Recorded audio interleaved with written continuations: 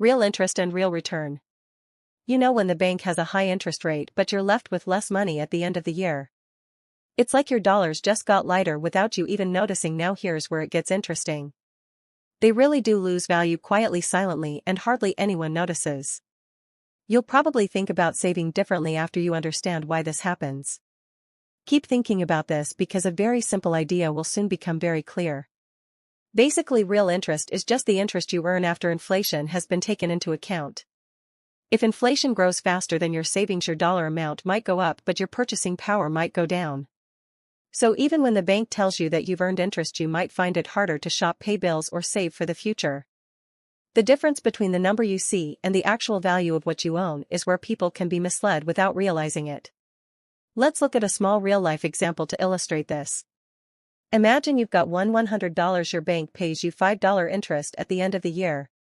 So now you have $105. Sounds good, but prices in your city have gone up by $8.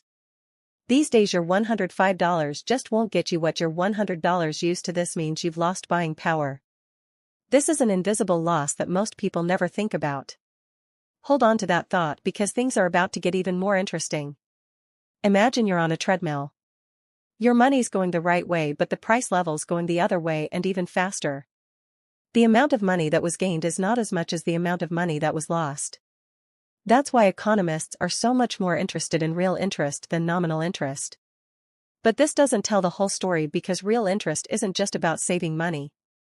It affects borrowing, spending, and even global money flows. We'll get to that in a sec, but first let's feed your curiosity again. People take out loans to buy cars, invest, open businesses, and even decide when to put off spending, all because of real interest. It's not a noun. This is real. Can you tell me why this one number is behind so many decisions? It's way more powerful than most people think. Let's take a look at that. When you take out a loan, the interest you pay also helps to keep inflation under control. If the interest rate on your loan seems high but inflation is higher still, your real debt will actually go down over time. That's why at times people borrow more. Interest, when it's real, can have a huge impact on how people behave. It's almost like a magnet you can't see. This same force affects savers, borrowers, consumers, and firms. So a small business borrows $20 but ends up paying back $22 a year later. It seems reasonable to expect a difference of $2. But if inflation went up by $3, the business actually paid back less in real terms. The real burden fell. This is how real interest quietly changes economic choices. Just hold on to this thought because there's a bigger global angle to consider. Does real interest only apply to individuals? I don't think so. This number is key to how much money foreign investors put into a country and how confident they are in it. So why does money enter a country and why does it leave? And what's up with currencies moving around?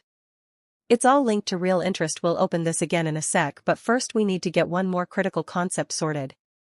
A global investor looks at the real return in your country and compares it to the real return in theirs. If your real return is higher, you'll see more dollars coming in. If the dollars flow out, it'll be lower. This simple comparison can move billions. That's why central banks use real interest rates as a key indicator to the rest of the world. Just picture an investor who earns $1 real in their own country. Your country's offering a 4% return on investment. Money tends to go where it'll get the best return, right? This is how foreign money gets into a market and gives investment a boost.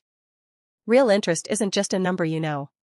It's basically the key to saving, keeping the rhythm of spending, guiding the flow of money, and surprisingly influencing currency values. When interest rates are positive, people save more, spend less, and money from abroad is attracted.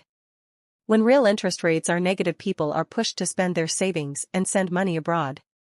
Get your head around this one idea and you'll be able to see how inflation, interest rates, money, and investments all fit together. Next up, we're going to take a look at the world of financial markets, which is going to give us a whole new perspective on things.